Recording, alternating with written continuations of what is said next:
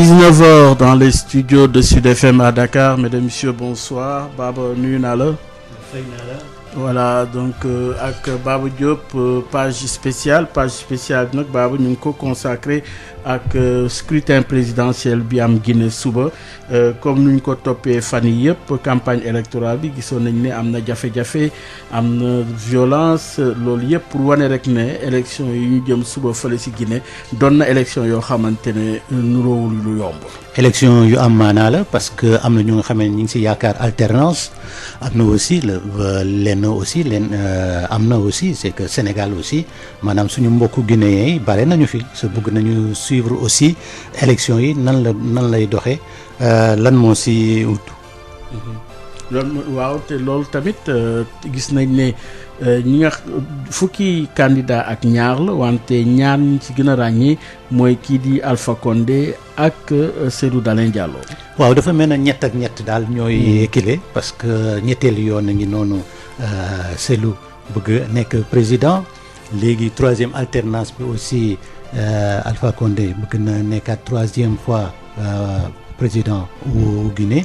alors looloo tax xam naa ne enjeu yi aussi am daal importance am aussi ay jaaxle ñi nga xam ne ni daal ñu ngi suivre fan yi yëpp campagne électorale bi mais même avant campagne électorale bi ñi nga xam ne ni faatu nañu ci contestation yeeg yooyu sa gis nga sax ni déjà dem tey rek am na ñuy contester naan am na ay carte élection yu réer am na daal njumtukaay yu nga xam ne jotuñu ko ak loolu yëpp maanaam lu ñuy topp la pour xool fan la wane di mucc ak gëtëm wante wane rek na tamit élection scrutin bi ñu jëm suba si ñaar ñi nga xamante ne wax nañ ko léegi muy Cellou Dalein Diallo wax Alpha Condé président sortant ñaa ngi wax ñett ak ñett bi mooy ñetteelu tentative pour Cellou Dalein Diallo mais pour un troisième mandat pour Alpha Condé est-ce que enjeu bi du foofu. waaw enjeu bi kañ foofu la parce que ñi nga xam ne dañu yaakaar ni maanaam daal alternance dana am daañu changer président jox ko Cellou wala ñu jox ko keneen ñoom aussi am nañ ci yaakaar am na ñu nga xam ne aussi dañu faral Condé ni daal mun nañu ko bàyyi daal comme ni ñu koy waxee rek mu jeexal liggéeyam. mu nekk daal troisième mandat mu nekk daal ñetteelu président en fait ñetteelu yoonam mu nekk président. Oui, l'enjeu est grand, vous l'avez dit Baba Diop, cette page spéciale avec un invité Mamadi Troakaba. Monsieur Kaba, bonsoir. Bonsoir à vous, bonsoir à tous vos auditeurs. Alors, Mamadi Troakaba, vous êtes commissaire, mais vous êtes également le porte-parole de la CENI, de la Commission électorale nationale indépendante.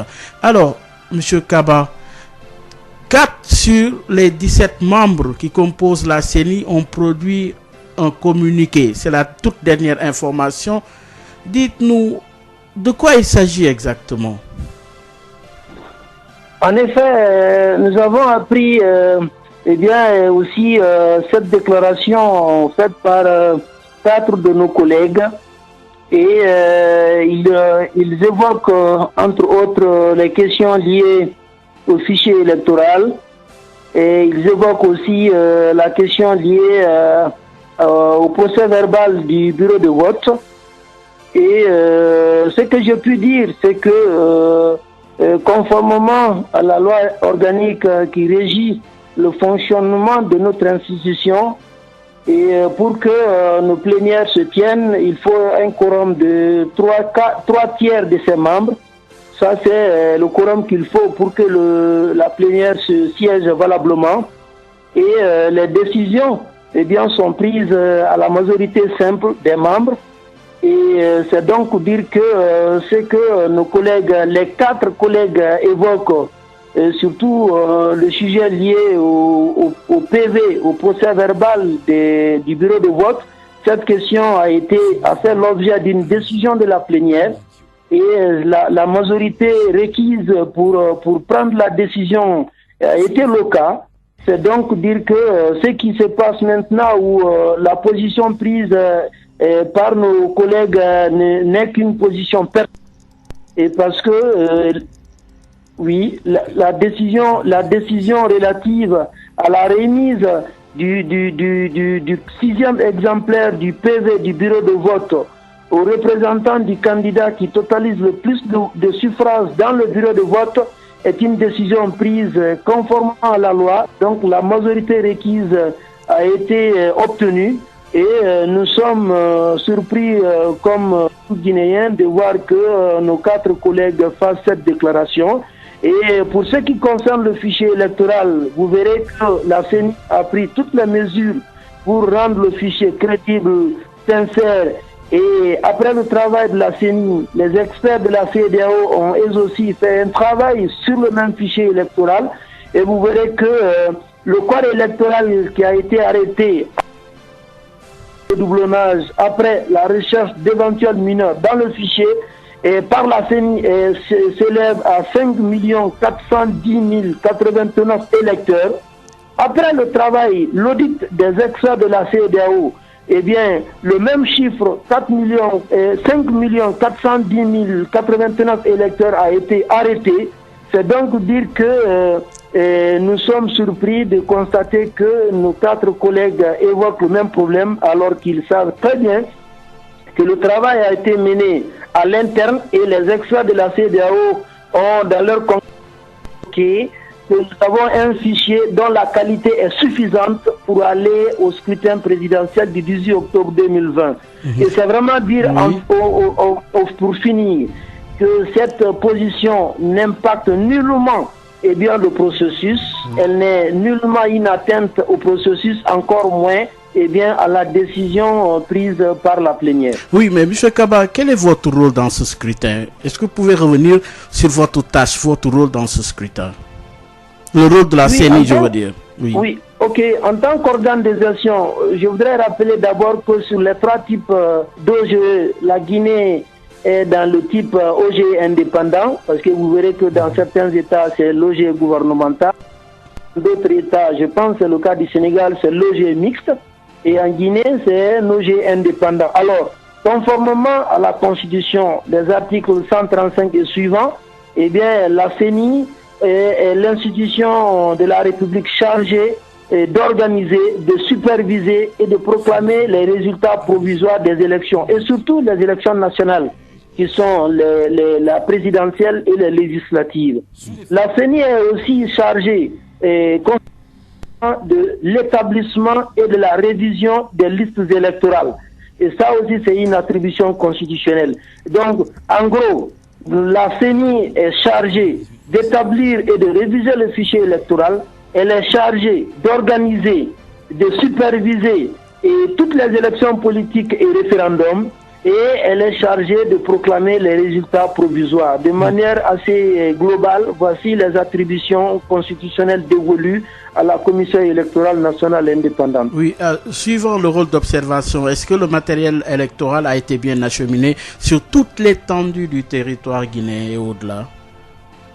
Oui, je puis vous confirmer cela, et que les matériels lourds, les matériels sensibles, c'est-à-dire les bulletins de vote, les procès-verbaux sont maintenant arrivés à destination. Ils ont tous été acheminés. Et vous savez, une élection, surtout la présidentielle, demande une logistique assez conséquente. Donc, ces matériels étaient dans les préfectures. Ensuite, des préfectures, ils ont été acheminés vers les sous-préfectures. Et maintenant, des sous-préfectures sont arrivées et dans les bureaux de vote. Tout ça pour dire que oui, les matériels électoraux sont arrivés à destination, c'est-à-dire dans les bureaux de vote. Oui, M. Kaba, la proclamation des résultats, vous avez dit que c'est du ressort de la CENI, de la Commission électorale nationale indépendante, alors que des partis ont décidé justement de publier les résultats. Alors, de ce point de vue, qu'est-ce qui risque de se passer si un parti publie les résultats provisoires à son niveau? Non, de manière globale, au lieu de parler seulement que des partis politiques, toute entité qui se donne le pouvoir de proclamer un quelconque résultat provisoire se met en dehors de la démocratie, cette entité viole systématiquement la Constitution et les lois de la République. Comme je l'ai dit, la CENI, la commission électorale, est la seule institution habilitée à proclamer les résultats provisoires. Alors, une quelconque autre entité qui se donne ce pouvoir se met en dehors de la démocratie, et ça, il faut vraiment rappeler ça avec insistance. Seule la CENI est habilitée à proclamer les résultats provisoires. Et alors, les bureaux de vote, établit le procès verbal. Et donc, il y a un procès verbal par bureau de vote. Ensuite, il y a les commissions de recensement et de transmission des procès verbaux, les CRTPV. Ces commissions acheminent les procès verbaux des bureaux de vote vers le CACV, entendu commission administrative de centralisation des votes. Ils sont au nombre de 38 au plan national. Vous avez les 33 à l'intérieur, 5 dans la ville de Conakry. Alors, du dernier procès verbal et des CACV, des commissions administratives de centralisation des votes, la commission électorale a 72 heures pour proclamer les résultats provisoires. Oui. Donc, les CACV font le récapitulatif, autrement le recensement des procès verbaux des bureaux de vote de leur ressort, au nombre de 38 donc, et à la réception du dernier PV des CACV, la CENI a un délai de 72 heures pour proclamer les résultats provisoires. Oui, mais c'est ce qui est prévu par la loi électorale. Oui. Et donc, en termes de processus ou de procédure, voici ce que la loi. Mais M. Kaba, il est également prévu l'affichage des résultats dans les bureaux de vote. Oui. Tout à fait. Et là, c'est sur la place publique. Vous en convenez avec moi que c'est sur la place publique? Oui, je suis d'accord. Eh bien, le résultat du bureau de vote est affiché dans chaque... Je suis d'accord. La loi électorale le prévoit. Ça, c'est le bureau de vote. Vous savez, le bureau de vote est administré par des agents qui sont au nombre de 5. Donc, dès après le dépouillement, maintenant que le résultat du bureau de vote est connu, il y a la fiche de résultats affichée dans le bureau de vote. Et la loi indique que cette fiche, ce résultat n'a qu'une valeur provisoire. Et ça, c'est dans le bureau de vote. Oui, mais est-ce que ça peut faire valoir justement une publication par les médias à travers les radios, justement la compilation de ces résultats et la diffusion à travers les médias de ces résultats provisoires affichés dans les bureaux de vote? Non, c'est justement ce qui est une violation de la loi. Parce que, comme je l'ai dit, les attributions de la CENI sont bien connues. La CENI n'a aucun contrôle. La CENI n'a aucune supervision sur ce que peut faire un média en proclamant un résultat. Ce n'est non plus pas un monopole que la CENI veut se donner. C'est la Constitution, le Code électoral qui prévoit ainsi. La CENI est la seule institution habilitée à proclamer les résultats provisoires. Alors, oui, se pose, M. Kaba, la problématique de la transparence de ce scrutin. Oui, avez-vous les moyens justement de garantir la transparence durant tout le processus? Cette transparence ne date pas de maintenant là. Ce n'est pas du vote où on peut parler de transparence. C'est un souci pour la CENI. Et la CENI, tout au long de la mise en œuvre du chronogramme, vous verrez que le chronogramme que nous avons élaboré pour l'organisation du scrutin présidentiel du 18 octobre 2020, il y a 10 groupes d'activités, il y a des sous-groupes d'activités, il y a des tâches. Donc, toute l'exécution de ce chronogramme, eh bien, la transparence a toujours été de mise, elle a toujours été une préoccupation. Et à cet effet, il y a des comités qui sont mis en place, des comités ad hoc, c'est-à-dire des comités mis en place seulement pour le scrutin présidentiel. Et vous avez le comité de pilotage, le comité de suivi, vous avez le CIP, le comité interparti. Ce sont donc des instances de travail, mais aussi des instruments de transparence. Ce n'est pas que pour le jour du scrutin que nous allons nous soucier de la transparence. Cette transparence s'est faite à tous les niveaux du processus, et elle a été ainsi, cette transparence. Et donc nous sommes conscients qu'il faut qu'il y ait vraiment de la transparence, qu'il y ait de l'inclusivité, qu'il y ait encore de la crédibilité. Et je puis vous dire que tout au long, les acteurs du processus, en fait, les candidats qui sont engagés sont associés à toutes les étapes. Oui, de même que les observateurs. De même que les observateurs. De même que, parce que nous sommes conscients que l'observation électorale est un élément essentiel de transparence. Et aujourd'hui, je vous annonce qu'il y a 59 structures nationales et internationales qui sont accréditées. Sur les 59, vous avez 36 structures nationales, c'est-à-dire ce sont des ONG, des plateformes de la société civile et des institutions nationales qui ont reçu leur accréditation. Il y a 23 institutions et ONG internationales qui sont accréditées.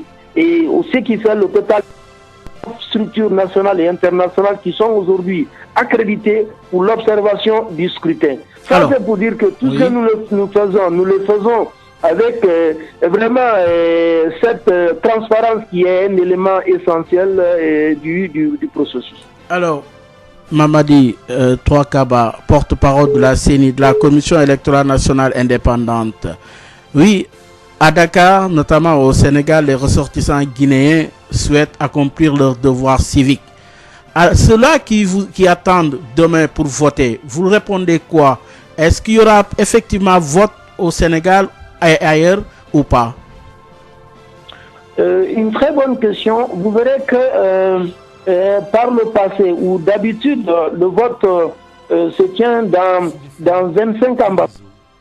Mais pour la situation qui résulte naturellement de la Covid, sur les 25, seulement 11 pays, dans 11 pays, le vote de demain se tiendra. Dans 11 pays. Et ça, ce n'est pas de la volonté de la CENI. Oui, mais merci de répondre à la question. Et le Sénégal? Je veux d'abord donner une situation globale avant de venir à la situation particulière, parce que je sais que vous pouvez être écouté par d'autres. Oui, mais il y a une forte communauté guinéenne ici au Sénégal également. C'est ce que j'ai dit. Vous savez, si je réponds simplement à cette question spécifique alors qu'il y a une situation plus globale, vous comprenez que je serai en train, et je veux plutôt aider vos auditeurs à mieux comprendre le problème. C'est ça. C'est que, voilà, le problème qui résulte des restrictions de voyage, de tout ce que nous connaissons qui soit lié à la Covid, ce problème a fait que nous n'avons plus, le vote ne se tiendra que dans 11 pays. Alors, pour le cas spécifique du Sénégal et de l'Angola, il arrive que l'audit complet du fichier électoral 18, dont j'ai eu l'honneur de présider, j'ai présidé l'audit complet du fichier de 2018, c'était des experts qui ont été mis à disposition par l'Union européenne, par le PNUD et par l'OIF, l'Organisation internationale de la France. Ces experts ont fait une recommandation. Et la première de ces recommandations était que tous les électeurs devaient passer devant les machines et que ce passage était la condition de son maintien dans le fichier. Vous savez que la révision à titre exceptionnel de novembre 2020 puisse se tenir à Dakar, c'est de même qu'en Angola. Alors, nous avons informé, parce qu'à la veille du double scrutin, il y a eu 2 438 992 électeurs qui n'ont pas pu participer à ce double scrutin. Pourquoi? Parce qu'ils n'ont pas la recommandation de l'audit de 2018. Alors, après, à la veille de la révision à titre exceptionnel du 20 juillet au 3 août dernier, nous avons fait une campagne nous avons mené une campagne de sensibilisation réelle pour informer que tout électeur qui se trouve dans ce lot de 2 millions et quelques est devant la machine, sinon il sera extirpé du fichier. Malheureusement encore. Est-ce qu'il y aura vote demain ici? Est-ce qu'il y aura vote demain au Sénégal ou pas? Oui. Je reviens maintenant à la réponse spécifique. C'est que malheureusement, la dernière révision du juillet, du 20 juillet au 3 août, je parle de la révision à titre exceptionnel des listes électorales, bien entendu, donc du fichier électoral. Cette révision n'a pu se tenir en dehors de la Guinée. Et donc, la situation particulière du Sénégal est vraiment mise en exergue parce que nos concitoyens n'ont pas pu participer à la révision de novembre 2020. Ils n'ont pas pu participer à la révision de juillet à août 2020. Et donc, du coup, tous ces électeurs-là qui n'ont pas participé de révision ont été extirpés du fichier. Et cela pour respecter la première recommandation de l'audit complet du fichier électoral de 2020. Oui, et donc, M. Kaba. Le vote ne peut se tenir, nos concitoyens ne pourront pas participer au vote parce qu'ils n'ont pas pu satisfaire, c'était pas de leur volonté, nous le savons, mais ils n'ont pas pu satisfaire aux exigences de l'audit et donc le vote malheureusement ne pourra pas se faire parce qu'il n'y a pas d'électeurs au regard du fichier actuel, du fichier électoral actuel guinéen. Merci beaucoup, M. Mamadi Touakaba, porte-parole de la CENI. Alors donc, toutes les conditions sont réunies pour un scrutin transparent demain. Ce que j'étais en train d'expliquer, nous avons pris toutes les mesures pour que la transparence soit la clé de voûte de cette élection. Et tout au long du processus, ce que j'étais en train d'expliquer, ce n'est pas que le jour du vote qui nous préoccupe en termes de transparence.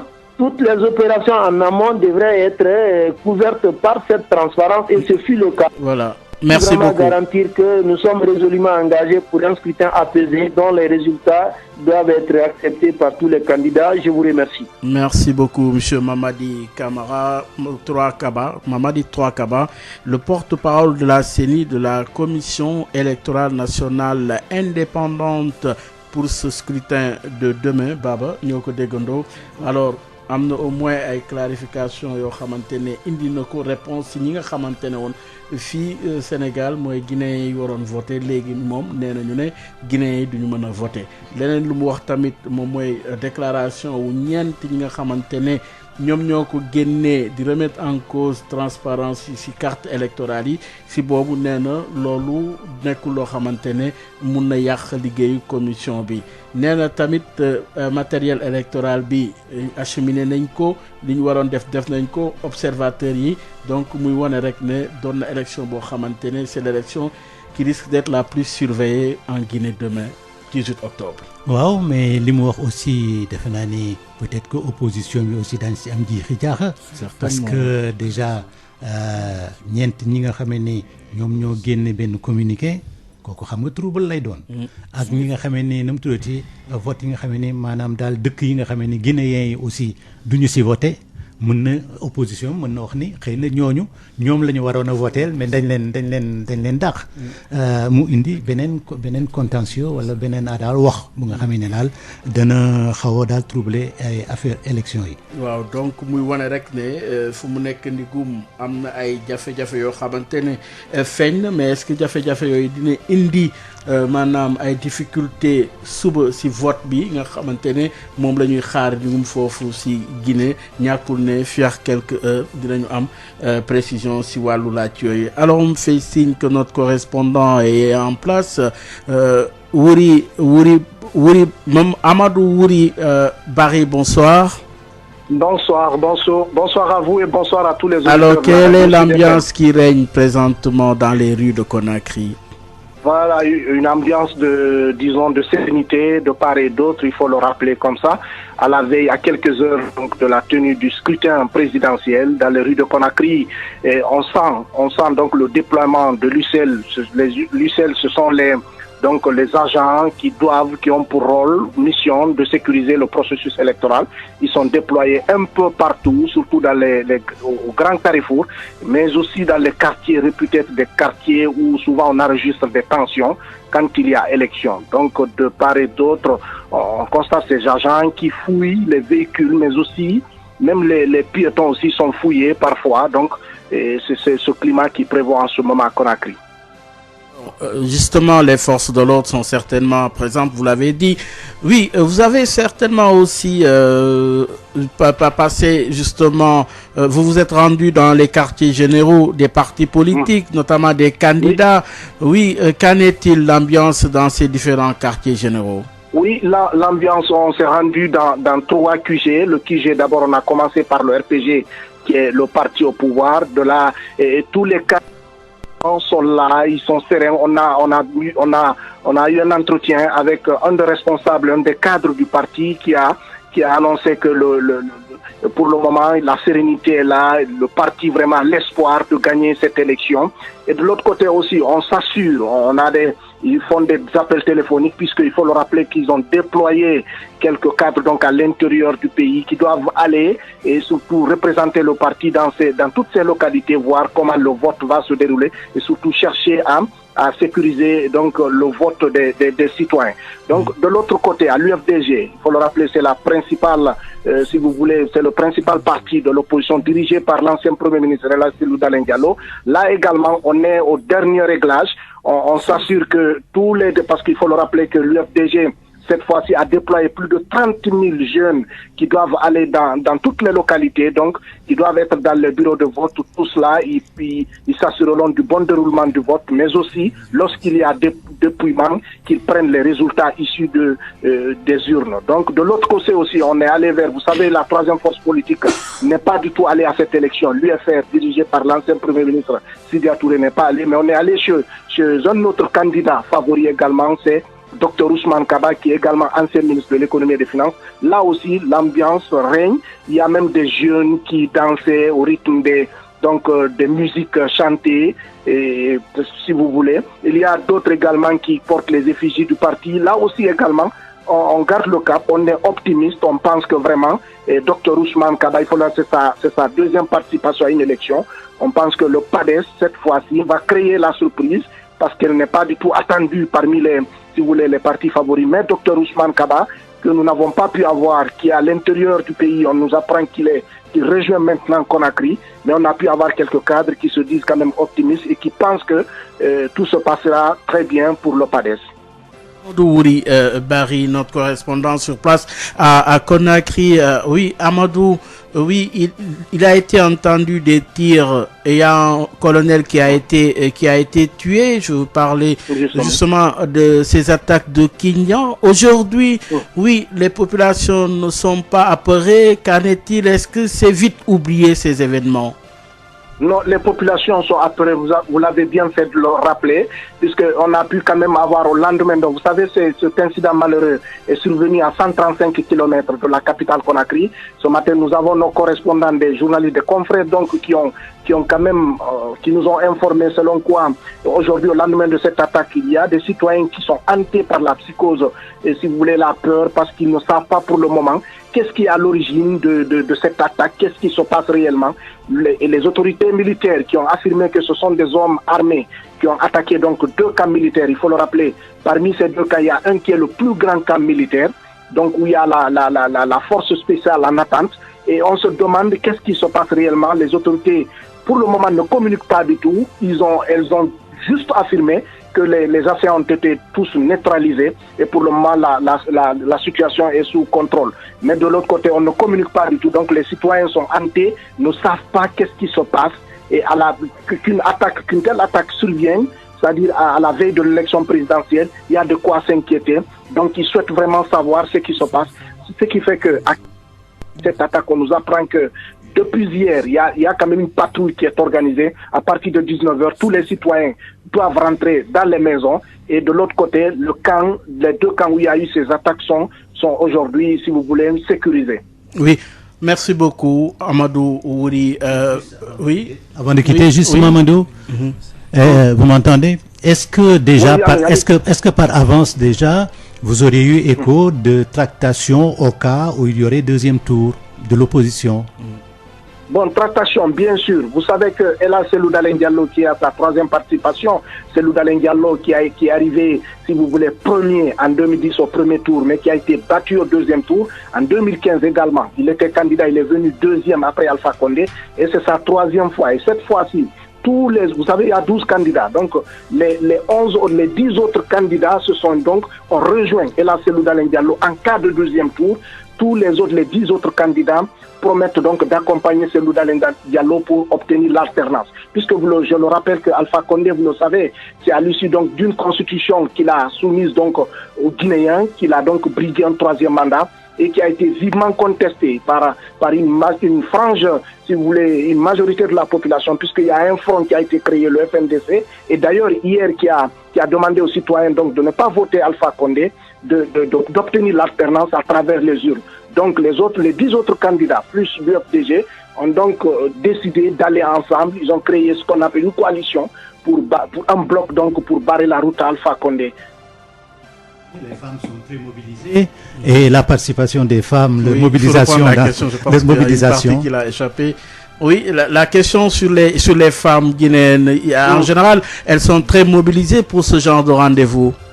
Oui, bien sûr, les femmes sont mobilisées. Il y a parmi ces candidats, il y a 2 femmes. Il y a Makale Camara et c'est une ancienne ministre d'Alpha Condé, elle a été ministre des Affaires étrangères. Et l'autre, elle est également ancienne ministre, mais au temps de Lansana Conté, elle a été même, si vous voulez, directrice de campagne d'Alpha Condé. Mais après l'élection d'Alpha Condé en 2010, il y a eu des problèmes. Et malheureusement, elle n'a pas obtenu une récompense du président Alpha Condé. Donc elle est candidate. Et ces 2 femmes-là, et surtout ont appelé pendant cette campagne les autres consoeurs à voter pour elle parce que les hommes ont été incapables du premier régime, Sékou Touré, Lansana Conté, Alpha Condé. Elles estiment que ces hommes n'ont pas pu sortir la Guinée de l'ornière et aujourd'hui l'opportunité est là. Il faut voter pour ces dames. Il faut voir aussi les dames parce qu'elles disent avoir, si vous voulez, des projets de société qui répondent aux aspirations des Guinéens, de tous les Guinéens. Oui, est-ce que ça va traîner un engouement du côté des populations pour ce vote de demain? Est-ce qu'il y aura un engouement fort des populations, surtout des électeurs? Vous êtes rapproché justement des populations. Demain, certainement. Oui, bien sûr. Oui, ils vont se rendre nombreux dans les urnes. Oui, il y a un engouement. Je vous rappelle que, je ne sais pas si le porte-parole de la CENI vous l'a dit, il y a plus de 5 millions d'électeurs qui doivent se rendre aux urnes. Mais c'est que le problème, il y a un engouement puisque la CENI vient de communiquer, si vous voulez, le taux de retrait des cartes électeurs qui est estimé à 100%. Donc la CENI estime que toutes les cartes électeurs sont retirées aujourd'hui. Mais il se trouve que dans les quartiers, dans certaines localités, nous l'avons remarqué, les citoyens veulent aller voter, mais malheureusement, il y a beaucoup qui n'ont pas pu avoir leur carte électeur. Soit ils ne retrouvent pas leur carte, soit il y a des cartes qui arrivent sans photo. Donc il y a des problèmes. Il y a certains aussi qui disposent les anciennes cartes, sauf que la CENI a annoncé que seuls ceux qui disposent les nouvelles cartes peuvent voter. Donc l'engouement est là, on sent les citoyens ont envie de voter aujourd'hui. Soit renouveler leur confiance à Alpha Condé ou obtenir l'alternance. On le sent dans les quartiers. Pendant cette campagne, on l'a compris parce qu'il faut le rappeler. Et là, c'est Loudalen Diallo qui est le chef, qui est le principal challenger d'Alpha Condé. Et Alpha Condé ont quand même drainé des marées humaines pendant leur campagne à l'intérieur du pays, mais aussi à Conakry. Donc cela prouve que les citoyens veulent vraiment se rendre demain aux urnes pour voter parce que le scrutin, il est décisif. La Guinée aujourd'hui est sur le chemin des croisés. Il y a beaucoup de choses à faire dans tous les domaines pratiquement. Donc il y a l'engouement, mais de l'autre côté, il y a des citoyens, nous l'avons compris, qui n'ont pas pu retirer leur carte électorale. D'ailleurs, c'est une des préoccupations, un des soucis des partis, des autres candidats, qui ont estimé qu'il y a des gens qui se sont substitués, donc qui vont dans les bureaux de vote, dans les centres de retrait, qui retirent les cartes, qui les déchirent. Il y a eu ces accusations qui ont été donc, si vous voulez, et qui ont été donc les opposants ont estimé qu'il y a déjà même des membres même de la CENI qui sont allés dans certains centres de retrait, qui ont retiré les cartes électeurs, qui les ont cachées par des erreurs. Donc il y a beaucoup d'autres griefs qui sont formulés par les opposants à Alpha Condé. Fondés ou pas, justement, on en saura un peu plus d'ici demain. Alors merci à Amadou Barry, notre correspondant sur place, certainement au fil du temps et certainement dans les prochaines heures, et que demain vous serez certainement tout au long de la journée avec nous pour nous expliquer les tenants et aboutissants, les péripéties de ce scrutin que nous attendons. Sans souci, sans souci. Merci. Merci beaucoup, merci à vous. Merci. Allez, à tous vos merci beaucoup Baba Nyoko Degando, Amadou Barry si li nga xamantene mom moy ambiance bi, sérénité te loolu tamit mooy défi bi maanaam que ñu voté ci jàmm ak salaam wante nag li nga xamante ne mooy préoccupation yi bari na trop ci carte d'électeur yi ni yaa ngi ko doon laaj tamit ndax am na tractation en vue loolu yëpp wane rek ne que élection suba bi am na intérêt pour population yi. waaw am jigéen ñi aussi si la ñu bokk parce que déjà am na ñaar jigéen ñoo xam ne aussi duñu bëgg nekk présidentu Guinée c'est daal nee nañu daal góor ñi fi nekkoon ba léegi depuis Sékou Touré ba léegi daal ay jafe-jafe rek la ñu fi indi mënuñu daal nañu dindi waaw mënuñu dem daal nañu dénk boo kii fi jigéen daañu seet ndax électeurs yi topp nañ leen wala topp ñu leen. Oui, tous les regards croisés sur la Guinée. Que retenir en termes d'enjeux? Mamadou Diouf, bonsoir. Bonsoir. Vous êtes professeur d'histoire à l'Université de Columbia, c'est aux États-Unis. Alors, professeur, antérieurement, nous avons eu le porte-parole de la CENI, également notre correspondant sur place. Alors, il s'agit d'un scrutin très surveillé. La transparence comme défi, mais également les enjeux sont énormes. Que retenir par rapport à ce scrutin de demain? Si vous voulez, il y a trois choses qu'on peut retenir de ce scrutin. La première chose, c'est la question de l'administration des élections. C'est-à-dire que la contestation autour des cartes électorales, autour du rôle des membres de la CENI et autour du respect de la Constitution. La deuxième chose qui est une chose très importante, c'est aussi le fait que on se trouve aujourd'hui dans une situation en Guinée où lors de la première élection d'Alpha Condé, on pensait être passé disons, d'un système qui était autoritaire de Sékou Touré à Lansana Conté à un système qui commençait à être un système ouvert. Mais le tripatouillage de la Constitution a créé une situation très difficile, ce qui fait que, et ça c'est le troisième constat, la Guinée se trouve dans la situation où la plupart des pays africains se trouvent, surtout en Afrique de l'Ouest. C'est-à-dire la difficulté de gérer ce qu'on a appelé la transition démocratique, parce qu'on est passé de systèmes autoritaires où les élections étaient systématiquement tripatouillées, où il n'y avait pas des infrastructures et des principes clairs d'organisation des élections. Aujourd'hui, on se trouve dans des systèmes électoraux qui sont tripatouillés et des constitutions tripatouillées. Donc, on est en train de faire l'expérience, si vous voulez, des dernières expérimentations démocratiques qui ne marchent pas. Oui, qui ne marchent pas. Mamadou Diouf, vous restez avec nous. De l'autre côté, Alioune Tine. Alioune Tine, bonsoir. Bonsoir. Vous êtes le fondateur d'Africadium Center. Oui, les enjeux que revêt ce scrutin de demain sont assez cruciaux en termes aussi d'enjeux. Absolument, absolument. Je voudrais dire bonsoir à mon ami Mamadou. Salut Mamadou. Bonsoir Alioune. Bonsoir Alioune. Je suis désolé parce que je suis un peu malade là. Bon, tout à fait, mais ça va bien, merci. Je suis totalement d'accord avec ce que Diouf dit. Nous, ce qu'on constate, c'est une grave crise du suffrage universel pratiquement en Afrique de l'Ouest, qui aujourd'hui affecte pas mal de pays. Tu as la Guinée, tu as la Côte d'Ivoire, tu as le Bénin, qui était quand même un pays modèle pratiquement, qui a inventé les transitions démocratiques en Afrique. Donc la Guinée et la Côte d'Ivoire, le problème c'est que, bon voilà, c'est les deux pays pratiquement les plus riches de l'Afrique de l'Ouest.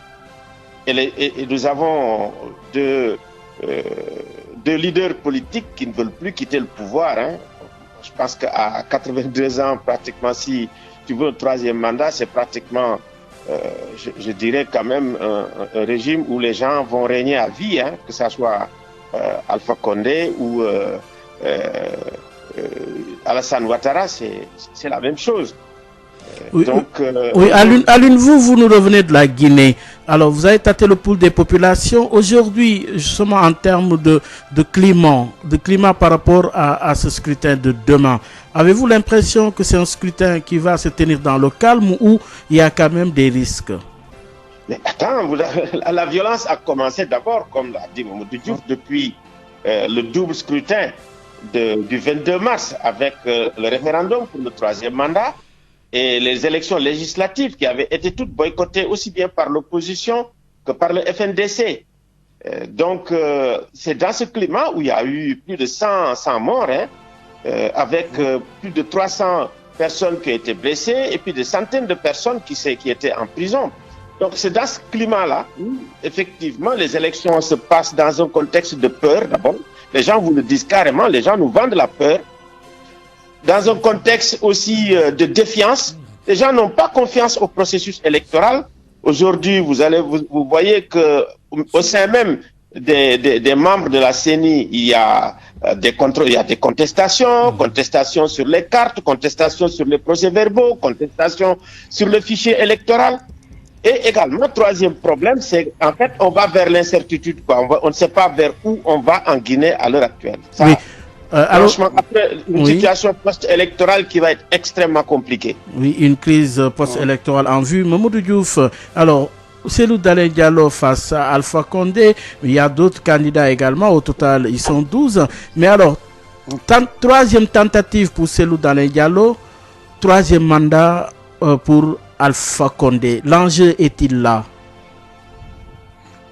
En fait, si vous voulez, ce que Alun Tine a décrit est, si vous voulez, une situation d'impasse et d'une impasse totale. Il a rappelé effectivement le tripatouillage de la Constitution, le fait qu'Alpha Condé ait été réélu d'abord pour un deuxième mandat, alors que la première élection était déjà une élection problématique, si vous voulez. Et que Diallo peut encore aujourd'hui considérer qu'on lui a probablement volé une victoire.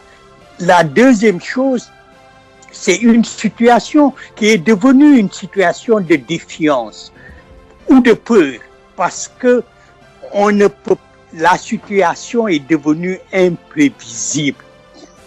On sait très bien que les principaux acteurs ne sont pas d'accord sur l'administration des élections. La troisième chose, c'est la violence. La violence, elle est là bien avant le référendum. Il y a déjà plus de 200 morts.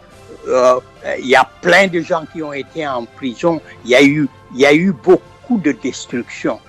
Qu'est-ce que ça veut dire? Ça veut dire qu'aujourd'hui, les gens n'ont absolument pas confiance au scrutin. Et parce qu'ils n'ont pas confiance au scrutin, le paradoxe qu'on est en train de vivre aujourd'hui, c'est que tous les gens qui veulent participer au système ont l'arme au pied, qu'ils soient des partisans d'Alpha Condé ou qu'ils ne le soient pas. Et le paradoxe tragique aujourd'hui de l'Afrique de l'Ouest, c'est qu'on est en train de valider la légitimité du coup d'État militaire. C'est-à-dire que la solution aujourd'hui, dans les situations dans lesquelles nous vivons, ça va être l'intervention des militaires ou la guerre civile. Il n'y a pas d'autre alternative. Baba, oui. On se focalise effectivement sur les deux grands candidats. Est-ce que vous n'imaginez pas qu'il puisse y avoir une surprise, un candidat sur lequel qu'on disait outsider, qui sort des bois et qui remporte les élections? Est-ce que cette éventualité-là est possible en Guinée? Baba, cette éventualité n'est pas... Non. Il y a Cellou et effectivement Alpha Condé. Dans un contexte effectivement d'incertitude totale où les gens n'ont pas à la CENI, n'ont pas conseil constitutionnel. Ils ont des problèmes avec la distribution des cartes d'électeurs. ils ont des problèmes avec le fichier électoral. Ce qui veut dire que demain, c'est une vraie impasse. Mamadou Diouf. Demain, quand quelqu'un va dire j'ai gagné, tous les deux vont dire ils ont gagné. Et on va être dans une situation ingérable. La violence a commencé aujourd'hui à Koya avec des tentatives de militaires qui ont été arrêtés. Avec l'attaque du domicile de Sidia Touré. À 4 h du matin, moi, on m'a réveillé pour me dire qu'on est en train d'attaquer Sidia Touré. C'est-à-dire qu'on va attitude avec des élections de demain en Guinée-Conakry. Je me demande d'ailleurs comment se fait-il qu'il y ait des observateurs de la CEDEAO, alors que la CEDEAO aurait dû prévenir pour voir qu'on ne va pas certainement vers l'affrontement. Et Diouf l'a dit, soit on a un coup d'état militaire, soit on a peut-être presque, comme on dit, une guerre civile plus ou moins larvée. Et elle est là, la guerre civile, elle est larvée déjà. Avec tous les morts qu'on a. Donc, on va vers une situation extrêmement difficile et on est étonné de l'impuissance à la fois des mécanismes de régulation régionale et internationale concernant la Guinée-Conakry et concernant la Côte d'Ivoire. Et ça va avoir un impact terrible sur toute la sous-région. Si vraiment la Guinée, aujourd'hui, c'est une situation de chaos, on ne sait pas ce qui va arriver pour la sous-région. Franchement, de ce point de vue, c'est extrêmement préoccupant de mon point de vue. Ah ben, qu'est-ce qui peut expliquer et justifier justement cette crainte-là? Qu'est-ce qui peut l'expliquer? Ce qu'il explique, ce que Diouf a expliqué, on a ce que j'appelle des démocraties d'imposture. Où, une fois que tu es au pouvoir, tu as tous les pouvoirs, un pouvoir sans limite, tu contrôles tout. La première fois que le président du Conseil constitutionnel a dit à Alpha Condé, il ne faut pas que la Constitution ne touche pas le mandat. Il l'a déjà fait. Comme on chasse un directeur vraiment national ou quelque chose comme ça. Il n'y a pas de séparation de pouvoir. C'est un pouvoir. C'est des espèces de monarchie qu'on a, on ne sait même pas ce que c'est. Et le gars, il fait ce qu'il veut. Il reste, il fait ce qu'il veut. Et moi, je l'ai rencontré, j'ai discuté avec lui. Je suis sorti, vraiment, je me suis dit, mais qu'est-ce qui se passe? Qu'est-ce qui va se passer en Guinée? On a discuté avec tout le monde. Mais je veux te dire que le sentiment prédominant en Guinée, c'est la peur. Ça, je vous le dis. Et effectivement, les événements que nous avons vécus ces temps-ci sont des signes prémonitoires de ce qui se passe, de ce qui va se passer après ces élections. Mamadou? Je suis absolument d'accord avec Aluntine, et la question de Baba est une question. Personne ne va émerger hors de Cellou ou d'Alpha Condé. Il n'y a pas une troisième fois. Et si vous regardez dans nos situations, il n'y a jamais de troisième voie quand on a un affrontement de deux blocs constitués qui ont des ressources et qui sont prêts à l'affrontement. Dans aucun de nos pays, ça arrive. Pourquoi? Parce qu'on n'a pas un système qui permette la transparence. La transparence à l'intérieur des partis et la transparence dans tout le système. La situation en Guinée, et les Sénégalais doivent prêter une très grande attention à cela, c'est que la Guinée est quand même un pays assez intéressant, parce que l'un des blocs qui se trouve en confrontation avec Alpha Condé est un groupe qui a une histoire de marginalisation dans la Guinée contemporaine. Et aujourd'hui, ils se battent entre guillemets démocratiquement pour le pouvoir. Ce qui fait que l'interprétation qui est faite est une interprétation ethnique. La Guinée est retournée dans une situation de confrontation ethnique, comme la Côte d'Ivoire se trouve dans une situation de confrontation ethnique. Ce qui veut dire qu'on a profondément reculé. Mais ces situations de polarisation ethnique sont des situations où les gens ont les ressources pour faire la guerre. Et ça, il faut qu'on se rende compte de ça et qu'on trouve une alternative à ces confrontations qui sont des confrontations ethniques ou des confrontations religieuses. Il faut que nous recréions des communautés et des structures à partir desquelles les gens peuvent non seulement vivre, mais les gens peuvent aussi avoir, si vous voulez, des confrontations politiques qui sont des confrontations politiques ouvertes.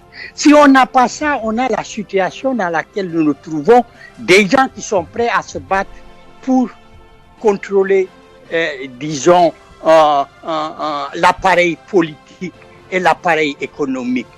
Et des gens qui payent le pot de cela. C'est en particulier les jeunes qui sont utilisés soit dans la violence, soit les jeunes n'ont plus qu'une seule possibilité, c'est de partir. Et c'est ça qui est dramatique. Et ça va ramener, je suis désolé, ça va ramener les militaires, le Mali l'a montré, ça va ramener les militaires au pouvoir. Bravo. Oui, est-ce que vous avez exclu effectivement une troisième voie? Est-ce que vous excluez aussi un second tour en Guinée? Bien sûr. Je veux dire, Alpha ne peut pas ne pas gagner au premier tour. Et vous savez, perdre le premier tour, c'est-à-dire aller au deuxième tour, c'est perdre les élections. Je veux dire, les leçons sénégalaises sont quand même là. On va au deuxième tour, on perd les élections. C'est-à-dire pour des gens comme Alpha ou même quelqu'un comme Ouattara, ils ne peuvent pas aller au deuxième tour par peur de perdre. Oui, Alun?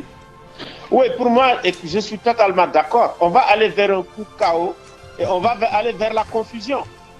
En fait, c'est fait pour aller vers ça. Dès qu'on regarde le processus électoral, comment ça s'est passé depuis effectivement le double scrutin, mais on va vers ça. Et moi, je suis d'accord. C'est-à-dire que quand vous avez un clivage, une polarisation ethnique, et puis vous avez effectivement, si vous voulez, une confrontation de type identitaire, mais écoutez, c'est une bataille de pouvoir, parce que l'enjeu, c'est ça, le pouvoir. Et dans la plupart du temps aussi, c'est des batailles qui sont vraiment meurtrières. Et on l'a vu en Côte d'Ivoire, on va le voir, ça a commencé d'ailleurs en Côte d'Ivoire. Les gens commencent à brûler, à mourir. En Guinée aussi, ça a commencé. Mais comme en Côte d'Ivoire, comme en Guinée, on va vers ce qu'on appelle les coups KO. Ça, ils l'ont inventé. Et c'est ça est une des marques d'ailleurs de la crise profonde du suffrage universel, des pathologies de la démocratie, des dysfonctionnements et même de la décomposition des institutions. Quand vous regardez le Mali, qu'est-ce qui s'est passé? Il n'y avait plus de justice, il n'y avait plus d'Assemblée nationale, il n'y avait plus de président de la République. Si on ne fait pas attention, dans d'autres pays aussi, c'est comme ça. Aujourd'hui, il y a une espèce de décomposition des États post-coloniaux, des institutions post-coloniales, qui sont incapables d'assurer des fois le minimum, ça veut dire la sécurité des biens et des personnes. Dans beaucoup de pays, c'est comme ça. En dépit de la présence des armées du monde, on n'arrive pas à régler les questions de sécurité au Sahel.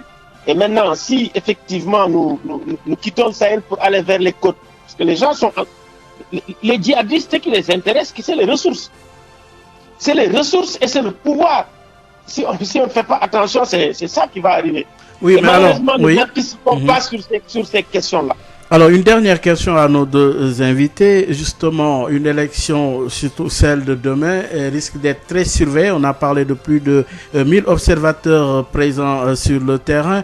Justement, quel devrait être le rôle à la fois de la CEDEAO, de l'Union africaine, de ces observateurs comme alternative? Quelle fonction? Et de la gestion aussi après élection. Oui, post-scrutin. Pour moi, la CEDEAO et l'Union africaine auraient dû demander et exiger le report des élections pour effectivement aller vers un processus qui va être beaucoup plus sincère et avancer. C'est vrai que la CEDEAO a fait des efforts. Ils ont, si vous voulez, édité le fichier électoral. Ils étaient d'accord sur quelque chose.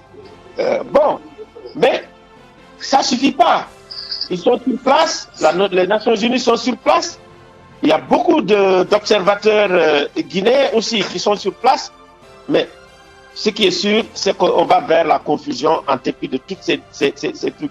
Ce qu'il faut, c'est qu'il faut considérer les coups d'État constitutionnels comme des coups d'État qui sont pires que les coups d'État militaires. Parce que leur coût sur le plan politique, leur coût sur le plan de la sécurité, leur coût sur le plan de la déstabilisation et même des droits humains, c'est pire que les coups d'État militaires aujourd'hui. Aujourd'hui, il faut que la CEDEAO opine sur ça et qu'ils prennent des sanctions par rapport aux responsables de ces coups d'État, que sont effectivement les gens qui font sauter comme on dit, le verrou de la limitation de mandat. Mamadou Diouf? Oui, je pense que Alun a fait, si vous voulez, l'état des lieux de la situation dans laquelle on se trouve. Aujourd'hui, pour moi, la question n'est plus de trouver des solutions à des problèmes avec la CEDEAO ou l'Union africaine. On se trouve aujourd'hui en Afrique dans une situation où on doit tirer le bilan de ces 60 dernières années.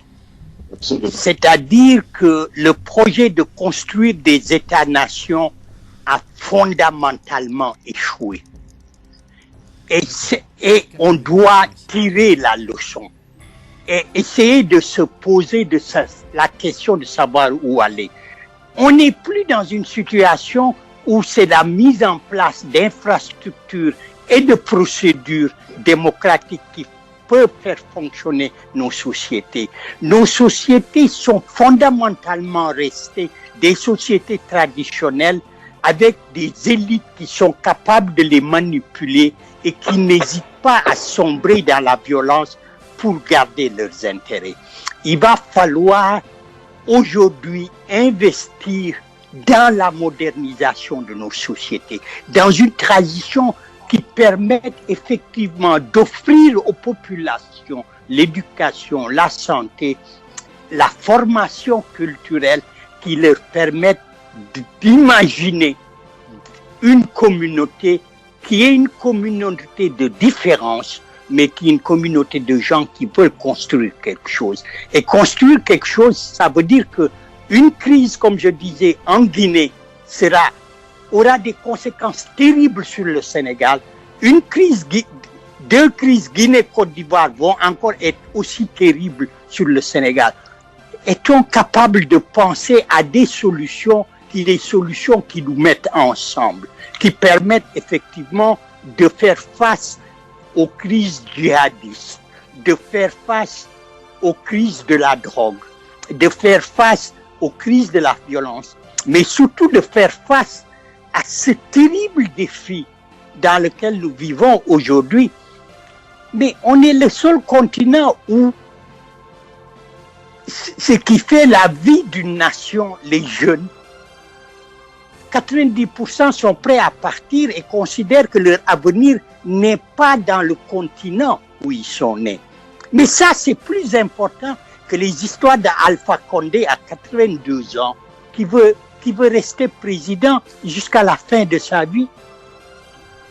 Moi, je me souviens d'Alpha Condé quand j'étais très jeune et quand j'arrivais en France. C'était le grand patron de la ferme. Mais il va falloir qu'on fasse aujourd'hui quelque chose qu'on n'a pas fait. C'est de comparer la génération des premiers leaders africains à cette troisième génération. Je considère que Diouf est la deuxième génération. Quelle est la différence entre Alpha Condé et Sékou Touré? Oui. Parce que, en fait, j'ai lu quelque chose qui était très marrant, où il disait qu'il est le premier président à s'occuper des femmes, et même les femmes qui sont candidates. Le pouvoir de Sékou Touré est un pouvoir qui a été soutenu jusqu'à la fin par les femmes. Oui. Le seul moment où Sékou Touré a reculé a été le moment où les Guinéennes sont sorties pour dire vous ne faites pas ça.